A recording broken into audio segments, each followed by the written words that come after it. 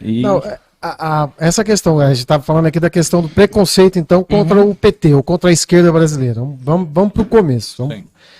Na década de 80, quando o PT foi fundado, em fevereiro de 80, a classe dominante brasileira, a burguesia brasileira, já dizia que o PT não ia dar certo. Sim. Já dizia que o Lula não ia dar certo. Dizia que o Lula era um analfabeto, e realmente falavam isso, que o PT era comedor de criancinha, comunista era comedor de criancinha, já se dizia.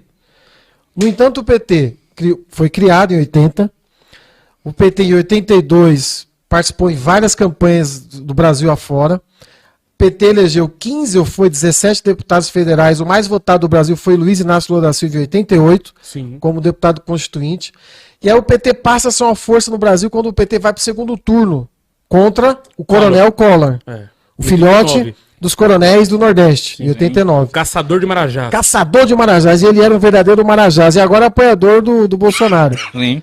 Então o que acontece? O PT sempre, desde a sua fundação, e a esquerda brasileira, quando chegou os anarquistas aqui no Brasil, lá no 1910, 1920, ou os primeiros comunistas que veio para o Brasil, sofreram preconceitos enormes pela classe dominante brasileira. Nós estamos falando da última burguesia do mundo que acabou com a escravidão. Sim.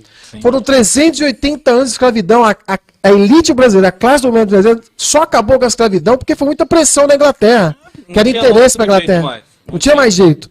Mas estamos falando da elite brasileira que ela é dona das principais rádios do Brasil, das principais TV do Brasil. A TV brasileira são 6 famílias.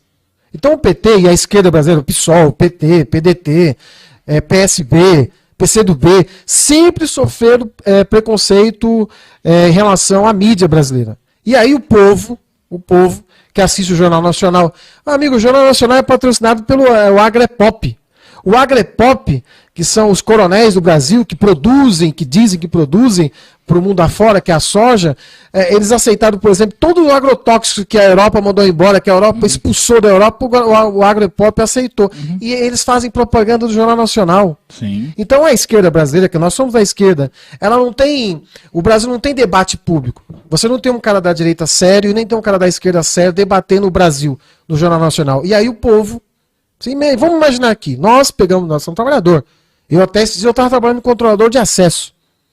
Eu tenho muito orgulho disso. Fui porteiro. Também. Pegava o ônibus 4h30 da manhã, ia lá trabalhar, fazia minhas 12 por 36. Agora você imagina uma pessoa que trabalha 12 por 36 e o único meio de comunicação que ele tinha é o Jornal Nacional. Que nunca... Vamos dizer, vocês sabem quem lidera a pesquisa hoje é o Luiz Inácio Lula da Silva. Vocês vêem o Lula na entrevista na Globo, na Record, na Bandeirantes? Não vê. Mas o cara que tem 1% que é do Novo, que é dono de um monte de empresa, a Globo entrevista, a Record entrevista, a Rede TV entrevista. O Amoedo, né? Ou não? O Amoedo. Agora estão inventando o Moro de novo. Então tem esse preconceito com a esquerda, com o PT tem um preconceito muito forte. Assim, por exemplo, como o hip hop. Sim. O hip hop e o movimento, o rock, o hip hop, o samba quando eu falo é samba de raiz, o pagode também, sempre foram movimentos ligados à periferia e sempre a mídia brasileira e a classe dominante brasileira sempre foram preconceito com esse movimento. Sim, a nossa cultura ela é marginalizada desde o berço. Desde o berço. Desde sempre. Rapaz, sempre tomamos pau e tomamos até hoje. Eu ajudei a formar o Grêmio Estudantil na escola André Franco Montoro, no Vila Oportunidade. Eu fui preso. Eu fui atuado pela polícia porque nós ganhamos eleições do Grêmio Estudantil naquela época, em 1999. Primeiro Grêmio Estudantil do André Franco Montoro aqui no Parque Jandaia, Gopiúva Jandaia. Nós fundamos o Grêmio. A nossa chapa era uma chapa progressista, uma chapa que defendia, por exemplo, a democratização da escola, que a escola é difícil de estudar, era difícil, a diretora é extremamente autoritária. E para um estudante, em 1999, já entrando no século XXI, eu fui preso. Sim. Porque estava reivindicando a democracia numa escola. Há pouco tempo atrás. Mas por quê? Há pouco tempo atrás. Porque nós da periferia sofremos pressão o dia inteiro. Desde quando você acorda de manhã cedo para ir trabalhar, que ganha pouco, pega uma porcaria de ônibus. Essa é a verdade. Paga caro, pega ônibus lotado. E aí você vê os donos de empresas de ônibus tudo ricaço. Sim. A ideia dos caras é sucatear para privatizar tudo. Que eu não entendo por que transporte não pode ser público. Sucatearam a CPTM até privatizar a CMTO de Osasco. Sim, meu amigo, na década de 40 e 50, as empresas norte-americanas e empresas brasileiras multinacionais queimavam os bondes. Queimavam os bondes, que é um transporte elétrico que não polui. bonde é mais moderno que os ônibus de hoje. Sim. Vocês não sabem disso.